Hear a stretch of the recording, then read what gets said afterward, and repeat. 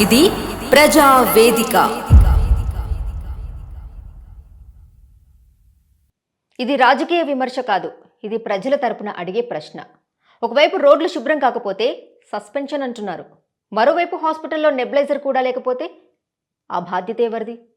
మాటలు కఠినంగా ఉండడం మంచిదే, కానీ అమలు కూడా అంతే కఠినంగా ఉందా? ఇప్పుడు వరంగల్లోని మహాత్మా గాంధీ మెమోరియల్ హాస్పిటల్ గురించి మాట్లాడుకుందాం. నమస్తే, నేను స్వప్న, జర్నలిస్ట్. ఎమర్జెన్సీ అంటే ప్రాణాలతో పోరాడే స్థలం. అక్కడే అయోమయం ఉంటే ఆస్తమాతో ఊపిరాడక వచ్చిన పేషెంట్కు నెబులైజేషన్ సదుపాయం లేకపోవడం అంటే ఏంటి? స్ట్రెచ్చర్ లేదు, వీల్చైర్ లేదు, బంధువులు మోసుకొని తిరుగుతున్న పరిస్థితి. ఇది ఒక చిన్న లోపమా, లేక మొత్తం వ్యవస్థ వైఫల్యమైందా? ప్రశ్నిస్తే డాక్టర్ నువ్వా నేనా అంటారని ఆరోపణలు. మీడియా ఫోటో తీయడమే తప్పు అంటారా? ప్రజాస్వామ్యంలో ప్రశ్నించడం తప్ప? ఇక ఇప్పుడు మరో విషయం. ఇటీవల జరిగిన సమీక్షలో తెలంగాణ ముఖ్యమంత్రి రేవంత్ రెడ్డి మున్సిపల్ అధికారులపై తీవ్ర అసంతృప్తి వ్యక్తం చేశారు. రోడ్లు శుభ్రం చేయకపోతే అక్కడికక్కడే సస్పెండ్ చేస్తానని హెచ్చరించారు. జోనల్ కమిషనర్లు మార్నింగే ఫీల్డ్లో ఉండాలని, లేకపోతే వెయిట్ వేస్తానని చెప్పారు.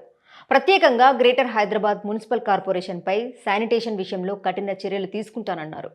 ఇప్పుడు అసలు ప్రశ్న, హైదరాబాద్లో రోడ్లు శుభ్రం లేకపోతే సస్పెన్షన్ అంటున్నారు. అయితే వరంగల్ పరిస్థితి? గ్రేటర్ వరంగల్ మున్సిపల్ కార్పొరేషన్ పరిధిలో రోడ్లు పూర్తిగా శుభ్రంగా ఉన్నాయా? డ్రైనేజ్ సమస్యలు లేవా? చెత్త పేరుకుపోవడం ఆగిపోయిందా? మరియు అదే నగరంలో ఉన్న ఎంజీఎం హాస్పిటల్ పరిస్థితి ఎందుకు మారలేదు? ఈ రెండు అంశాల మధ్య సంబంధం ఏంటి? ఒకవైపు ప్రభుత్వం క్లీన్ సిటీ అంటుంది, మరోవైపు ప్రభుత్వం హాస్పిటల్లోనే మౌలిక సదుపాయాల లోపం. రోడ్లు శుభ్రం కావాలి, కానీ హాస్పిటల్ లోపల ఎమర్జెన్సీ వ్యవస్థ శుభ్రంగా లేకపోతే బయట క్లీన్, లోపల కల్లోలం.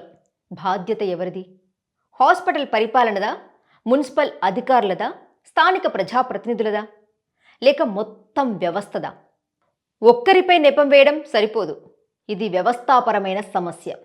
ముఖ్యమైన విశ్లేషణ. సీఎం గారి మాటలు కఠినంగా ఉన్నాయి, అది మంచి సంకేతం. కానీ ఆ హెచ్చరికలు గ్రౌండ్ స్థాయిలో అమలవుతున్నాయా? హైదరాబాద్లో అమలు చేస్తే వరంగల్లో ఎందుకు కాదు? ప్రజల ఆరోగ్యం శుభ్రతతో మొదలవుతుంది.